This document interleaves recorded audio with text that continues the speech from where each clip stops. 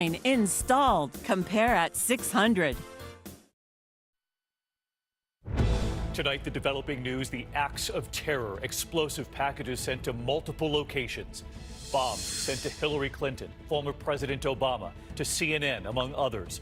Authorities tonight confirming at least 6 explosive packages. Investigators now fear the intent was to maim or kill. The evacuations at CNN while live on the air. We're going to jump in. There's a fire alarm here. You might have heard it in the background. We're going to find out what the latest is. Tonight, ABC News obtaining images of the devices. You'll see them here. And amid the heated rhetoric in this country, the president's message this afternoon from the White House, calling it a despicable act. Our team's live tonight from New York City to Washington, D.C. The other news tonight, a 7th child has now died, 11 more infected. After that dangerous and highly contagious virus, they are trying to keep the virus from getting out of that pediatric unit. The hurricane slamming ashore, the storm now racing across the country, setting up a possible nor'easter. Dangerous weather coming to the northeast. The discovery at the middle school, 2 girls in the bathroom allegedly with weapons, what police say they were about to do. And Megyn Kelly's emotional apology today after she caused an uproar, defending blackface on Halloween.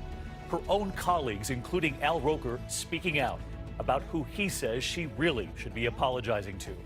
And the major headline tonight involving your health, the flu, a one-time pill with flu season here right now. This is ABC World News Tonight with David Muir. Good evening, and it's great to have you with us here on a Wednesday night, and there's no other way to put it. This was an unsettling day across this country as we learned of several bombs sent to multiple locations. It all began to unfold this morning, authorities calling the bombs acts of terror. Sent to Hillary Clinton, former President Obama. CNN was among the targets, too. This was the chaotic and alarming scene outside CNN's New York City headquarters today. Heavily armed police on the scene. That pipe bomb containing powder uncovered inside CNN. It was just before that we had learned of a bomb addressed to former Secretary of State Hillary Clinton, sent to her home in Chappaqua, New York. Then a bomb sent to former President Obama's home. Both of those bombs were intercepted by the Secret Service before they got to those homes. We have images tonight of the devices, including this one sent to CNN. And ABC News obtaining x-rays of the bombs. This one, you can see the wires there right inside. Again tonight, 6 targets across the country unfolding over several hours. At this hour, there is no word on a motive. President Trump calling this abhorrent and a despicable act. ABC's Gio Benitez leading us off with the FBI on the scene here in New York City. This is the moment. And to have projectiles, I mean, that sounds like a fire alarm here. We'll keep you posted on that. An alarm goes off while CNN is live on the air. At first, the anchors think it's a fire alarm. Behind them, employees are racing out. We are outside safely. All of our CNN colleagues that we know of are outside right now. Everyone is safe. A suspicious package somehow got to the mailroom. Heavily armed law enforcement immediately locked down the area. The bomb squad arrives and enters the building in full gear. And we're seeing more and more law enforcement just walk in and out of the CNN building here in New York City, and you can just see all of those trucks lined there. That is where it is believed that the suspicious package would be taken to.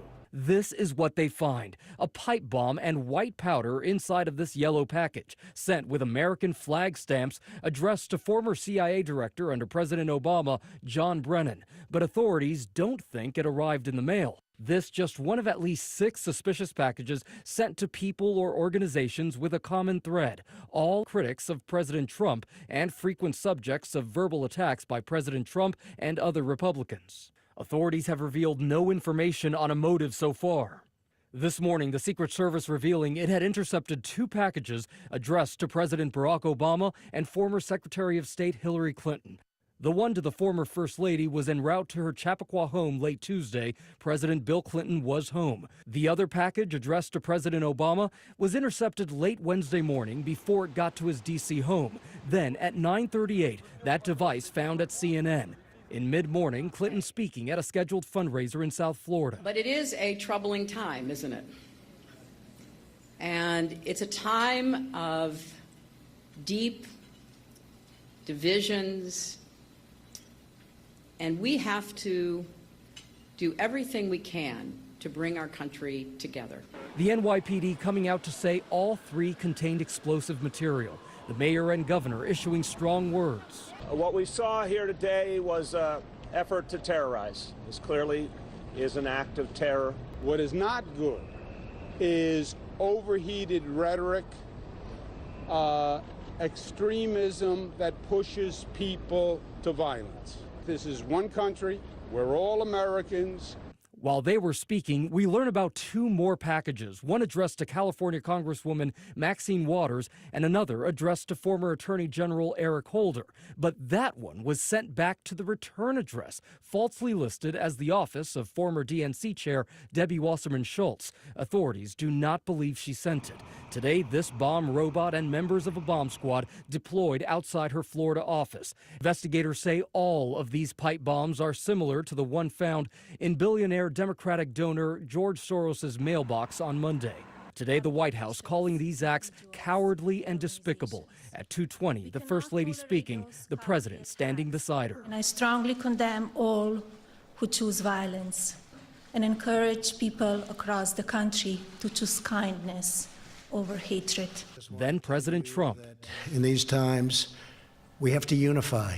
We have to come together and send one very clear, strong, unmistakable message that acts or threats of political violence of any kind have no place in the United States of America.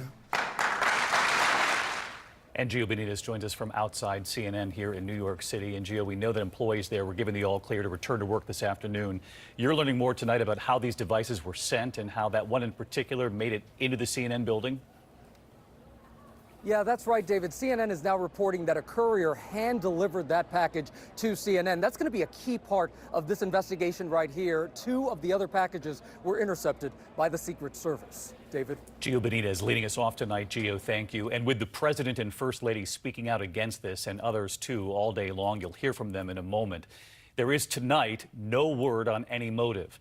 But there was an enormous law enforcement presence. The FBI, ATF, Secret Service, all responding to this today. And tonight, what they have already learned about the devices and what could lead them to whoever sent them. Here's ABC's Chief Justice correspondent Pierre Thomas now. Tonight, these photos exclusively obtained by ABC News provide insight into critical leads investigators are pursuing. Sources telling ABC News each device contained a digital clock, explosive powder, a battery as a power source, and wiring to channel a spark for detonation. Responding officers identified a device that appeared to be a live explosive device. NYPD bomb squad responded, secured the device, and removed it for investigation. While the bombs did not detonate, investigators believe they are dangerous. Based on components and construction of those 6 pipe bombs discovered so far, investigators fear the intent of the senders was to maim or kill. The devices all shipped in manila envelopes with 6 American flag stamps. And something else in common, a return address to Congresswoman and former DNC Chair Debbie Wasserman Schultz. Authorities do not believe she's involved. Investigators also do not believe the packages were delivered by the U.S. Postal Service, where they likely would have been discovered sooner. On this package, it does not look like the stamps were postmarked. Tonight, the FBI, Secret Service, and ATF all involved in a sweeping national investigation. The device is now at the FBI's lab in Quantico, Virginia. Agents combing through the parts to determine where each item connected to the packages were purchased, hoping the trail will lead them to a suspect or suspects. The package is also being examined for fingerprints or DNA. And Pierre Thomas joins us live tonight as well. And Pierre, another concern, of course, all day long for investigators is the possibility that there could be more devices out there. David, tonight that is a real concern. With so many devices recovered so far, my sources were blunt today. They are worried about more devices. Law enforcement now working overtime. The FBI director calling this an urgent matter, David. Pierre Thomas with us live tonight as well. Pierre, thank you. We heard the president from the White House this afternoon calling for unity. But it does lead to scrutiny tonight of the political rhetoric in this country. And has it finally reached a breaking point? Here's ABC senior White House correspondent Cecilia Vega tonight. President Trump's message today, a sober call for unity. This egregious conduct is abhorrent to everything we hold dear and sacred as Americans. But CNN President Jeff Zucker mincing no words, writing, there is a total and complete lack of understanding at the White House about the seriousness of their continued attacks on the media. Moments like this just 6 days ago in Montana. President Trump praising a Republican congressman who pleaded guilty to body slamming a reporter. Greg is smart. And by the way, never wrestle him. You understand that? Never. Any guy that can do a body slam, he's my kind of...